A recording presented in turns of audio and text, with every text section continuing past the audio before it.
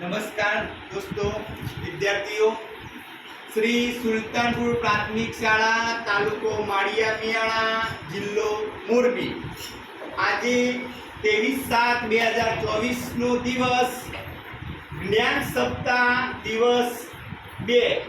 બીજા દિવસમાં આપણે જોઈશું પાયાની સાક્ષરતા અને સંખ્યા જ્ઞાન દિવસની ઉજવણી. આ વિષય આપણો ગણિતનો છે. ગણિત વિષયમાં સંખ્યા જ્ઞાનની માહિતી હોવી જરૂરી છે. તે માટે આપણે સંખ્યા જ્ઞાન માટે જોઈએ તો સંખ્યા જ્ઞાન માટે જમણી બાજુથી આપણે સંખ્યાની ગણતરી કરવાની. સંખ્યા જ્ઞાન માટે કોઈ પણ સંખ્યા લખીએ તેમાં જમણી બાજુથી જવાનું. પહેલી જે સંખ્યા આવે તેને એકમ કહીશું, તેની બાજુની જે સંખ્યા આવશે તેને દશક કહીશું. એકમમાં 1, દશકમાં આપણે 2 લખ્યા. એકમ, દશક, 100. ત્રીજા સ્થાન ઉપર આવે તેને 100 નું સ્થાન કહીશું. ચોથા સ્થાન ઉપર આવશે તેને 1000 નું સ્થાન કહીશું. એ રીતે એકમ, દશક, 100, 1000. પાંચમું સ્થાન આવશે તેને 10,000 નું સ્થાન કહીશું. છઠ્ઠું સ્થાન આવશે તેને લાખ કહીશું. સાતમું સ્થાન આવશે તેને 10 લાખ કહીશું.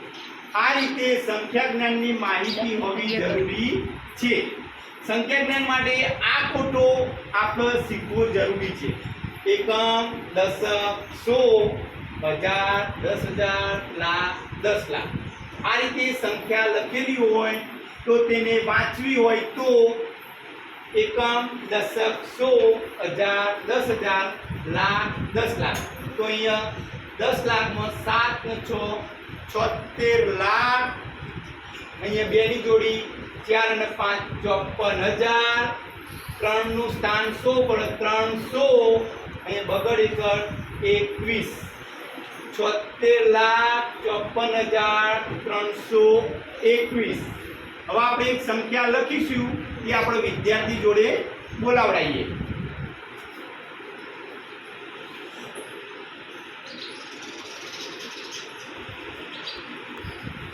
બોલો, આ કઈ સંખ્યા લખી છે? બરોબર, 5374. અહીંયા એકમનું સ્થાન 4, દશકનું સ્થાન 7, 100 નું સ્થાન 3 અને 5 નું સ્થાન 1000. 5374. આ રીતે આપણે સંખ્યા જ્ઞાનની માહિતી મેળવી અને આપેલી કોઈ પણ સંખ્યાને આપણે સંખ્યા અંકમાં લખી શકીએ છીએ. અંકવાળી સંખ્યાને આપણે શબ્દોમાં લખી શકીએ છીએ. જ્ઞાન સપ્તાહમાં સંખ્યા જ્ઞાનથી આપણું ગણિતનું જ્ઞાન વિકસે છે, ગણિતનું જ્ઞાન વધે છે, સંખ્યા જ્ઞાનની માહિતી મળે છે. એટલે આ જ્ઞાન આપણે સંખ્યા દ્વારા એનું જ્ઞાન વધારવાનું છે.